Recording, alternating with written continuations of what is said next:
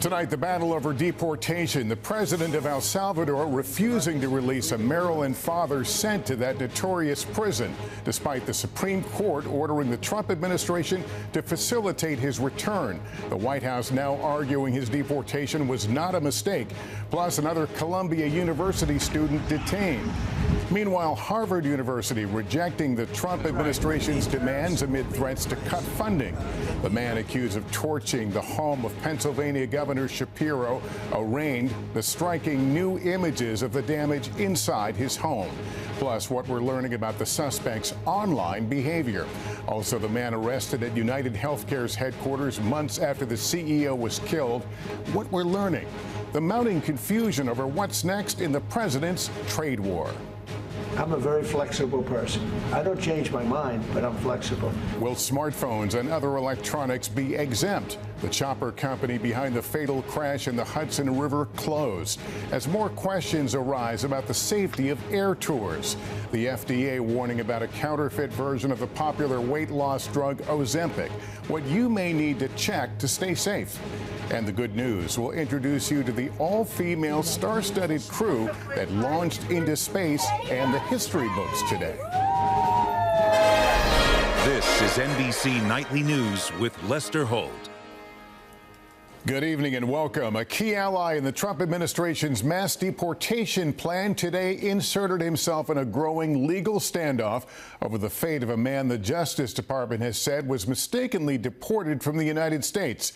The president of El Salvador during a White House visit telling reporters he will not send the man back to the United States, saying he didn't have the power to return him. The case of Kilmar Abrego Garcia is testing the resolve of the U.S. Supreme Court, which ordered the administration to facilitate Garcia's return here.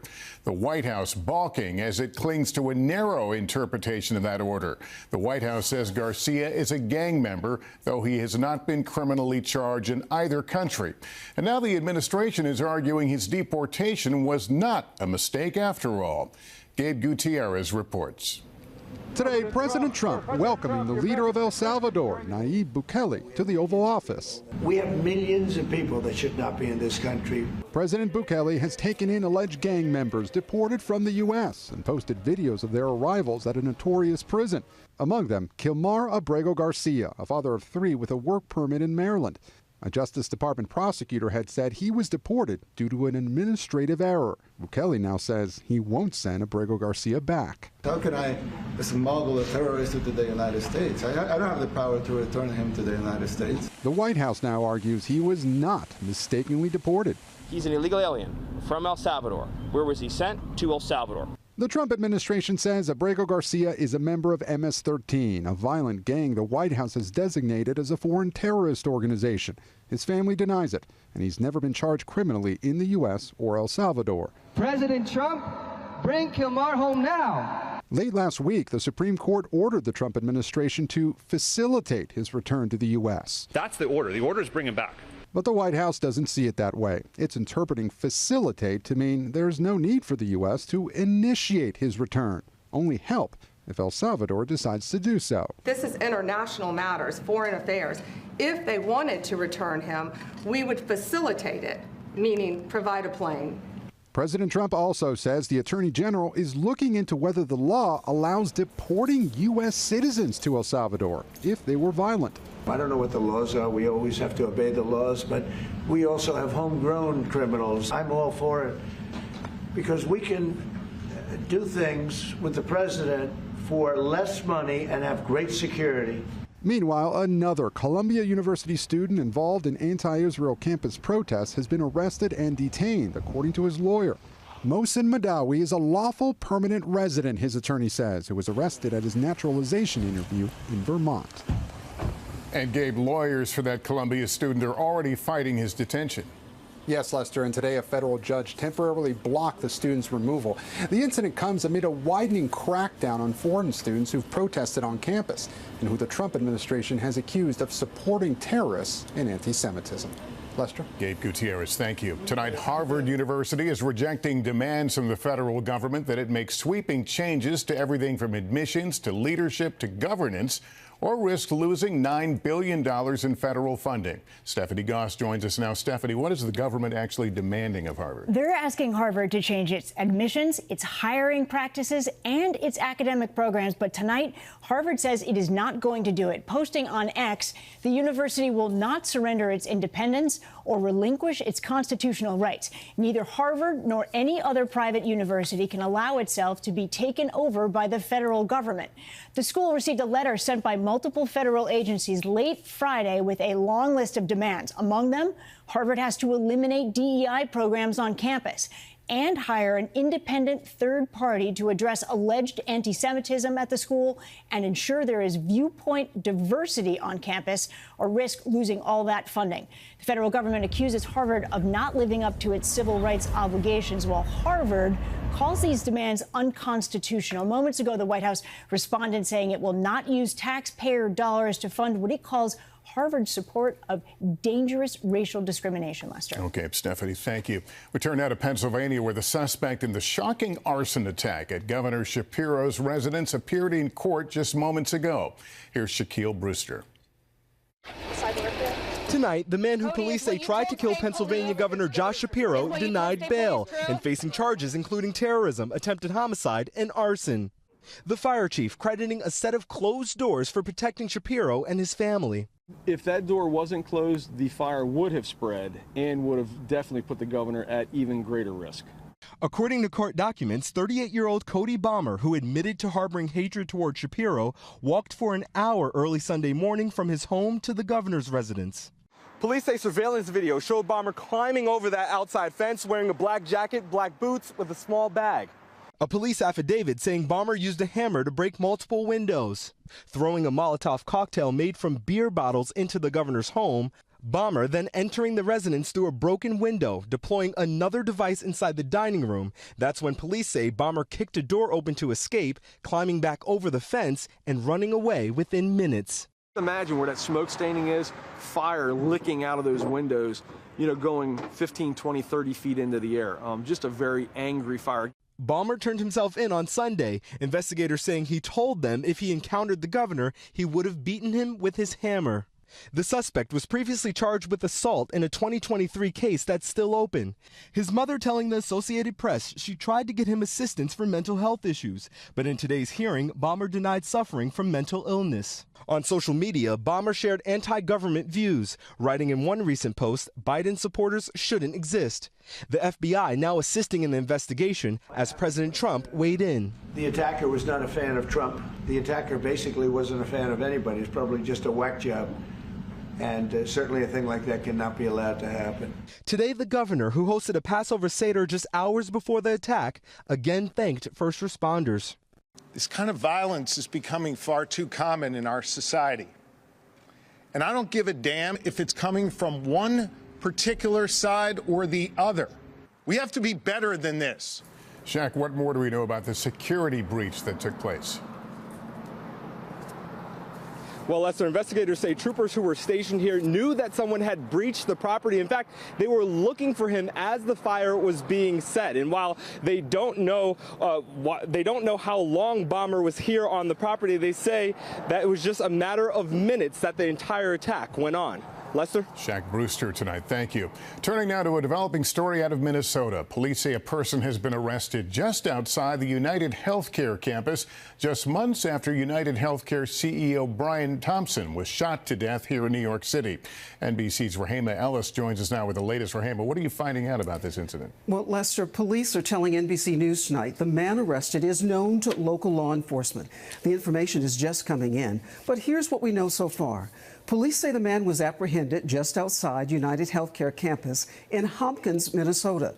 They say he was booked on suspicion of threats.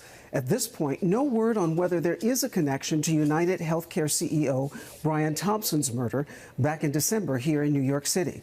Luigi Mangione is charged with Thompson's murder. He has pleaded not guilty and is facing both state and federal charges. And tonight, Lester, authorities are continuing to investigate what happened in Minnesota earlier today. Okay, Rahema, thank you. Now to the trade war, and amid growing uncertainty for businesses and shoppers, President Trump is now signaling he plans to impose new tariffs on pharmaceutical drugs and chips for electronics. Here's Kelly O'Donnell.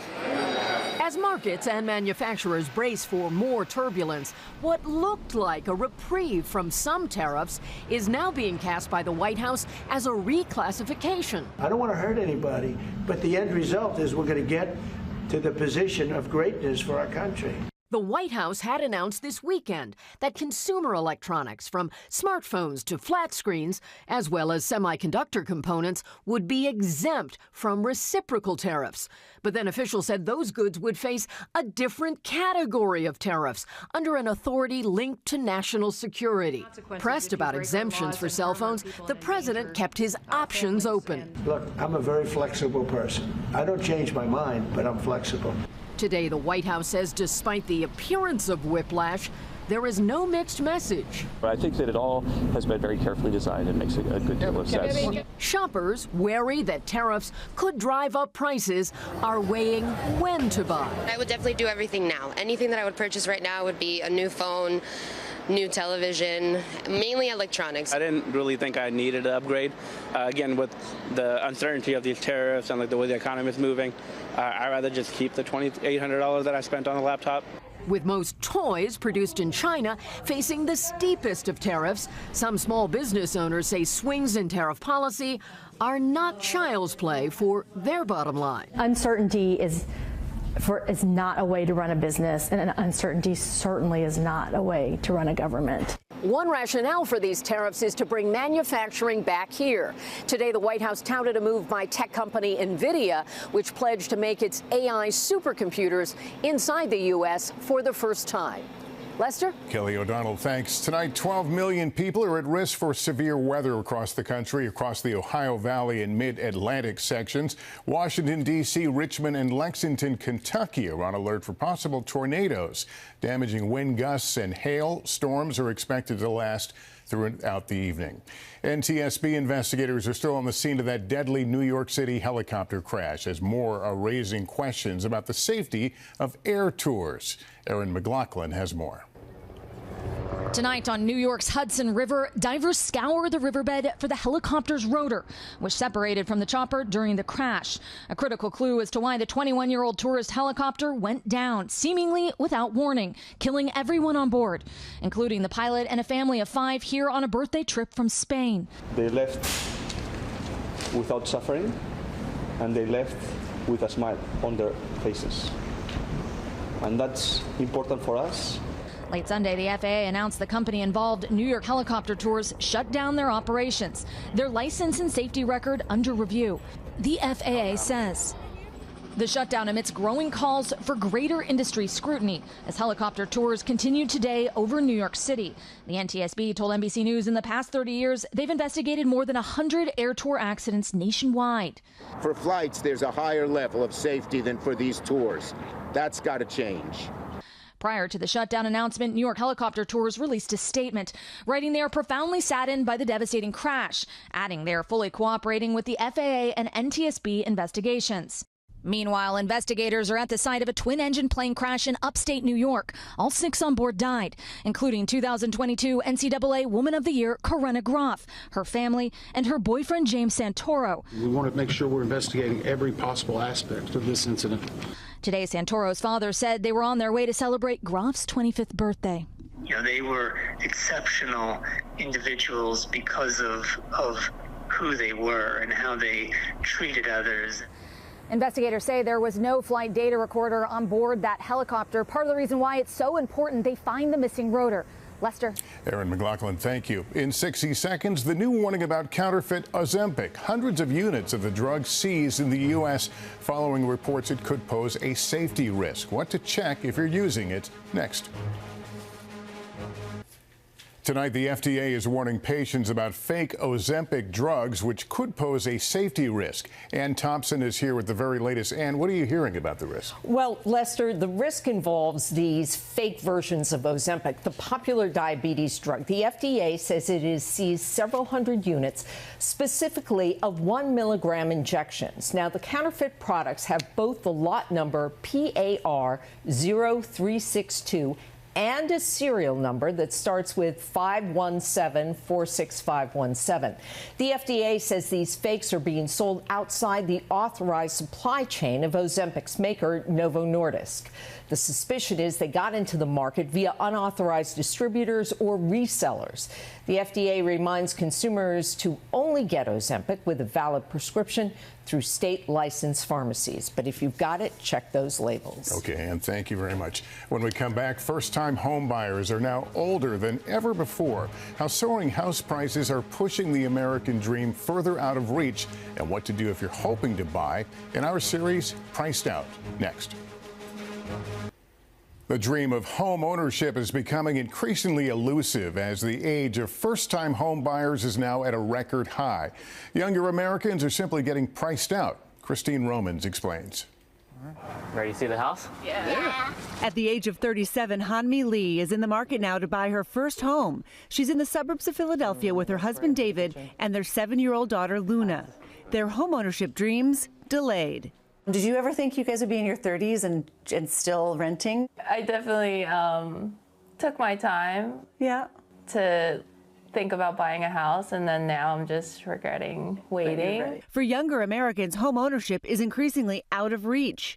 In the 1980s, the median age of first-time homebuyers was 29. By 2023, 35, and last year spiking to 38 years old. The door closed to many by high prices, low inventory, and mortgage rates hovering around 7%. No one in their young 20s are buying homes. Real estate agent Ricky Voong says conditions are the toughest he's ever seen. Last month, the median monthly payment for homeowners hit an all-time high of $2,800. Roughly 70% of American households can't afford a $400,000 home.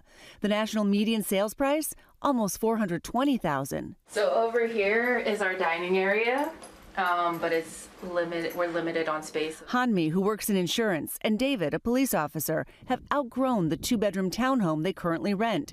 They'd also like a backyard for their dog, Tank, and more space for another child. And what if it's not a girl? With the age gap, too, they would want their own rooms. They've been searching for 2 years now. When they said, oh, just give it a couple months, the market's going to change, this and that, but it's just... It hasn't. It hasn't changed for the better. Homes in their daughter Luna's school district are in high demand. The competition makes it hard, makes it difficult, for sure. Bidding wars driving prices in their area sky high. That house they were touring previously sold in 2019 for $209,000. The price today? This is listed at almost a $500,000 house. Out of the price range for Hanmi and David. Their dream of homeownership delayed but not diminished, and Luna already in architect mode. I think I want like this bed that has a slide and a ladder and like a playroom under it. Get right on that, Dad. Christine Romans, NBC News, Lansdale, Pennsylvania. All right, when we come back, the good news, we'll speak to one of the history-making women who went into space today with a star-studded crew. More on their zero-G journey and what they brought into space next. Finally, the good news tonight and the history made in Texas, where for the first time in more than 60 years, a star-studded group of female astronauts reached space. Our Priscilla Thompson was there. 2, 1. Blasting off for 11 unforgettable minutes. The first all-female space crew in more than 60 years. 1, 2, 3, take us space! Including pop star Katy Perry and journalist Gayle King, along with Lauren Sanchez, the fiancé of Blue Origin founder Jeff Bezos. Oh, you look at the moon. Look. The historic six marveling at the moon and the Earth. And you look at it and you're like, we're all in this together. While floating for 4 minutes, Katy Perry weightless with a daisy in hand, her daughter's namesake. New Shepard's booster rocket landing first. Picture perfect landing, right? This reusable booster that took them up now safely back on the ground, the massive rocket ready for its next mission amid the space tourism boom. Then, in front of a star-studded crowd, the astronauts all smiles back on Earth. It's about making space for future women and taking up space and belonging. Amanda Nguyen, emotional after becoming the first Vietnamese woman in space. She's a survivor of sexual assault, carrying aboard a painful reminder. And it's the hospital van from the day.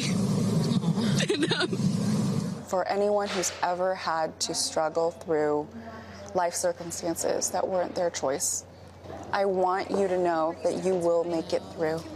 And those magical moments on board, the start of a shared space sisterhood, celebrated amongst the stars. Priscilla Thompson, NBC News, Van Horn, Texas. That's amazing. And that is Nightly News for this Monday. Thank you for watching. I'm Lester Holt. Please take care of yourself and each other. Good night. The sporty perception. There it is. Thanks for watching. Stay updated about breaking news and top stories on the NBC News app or follow us on social media.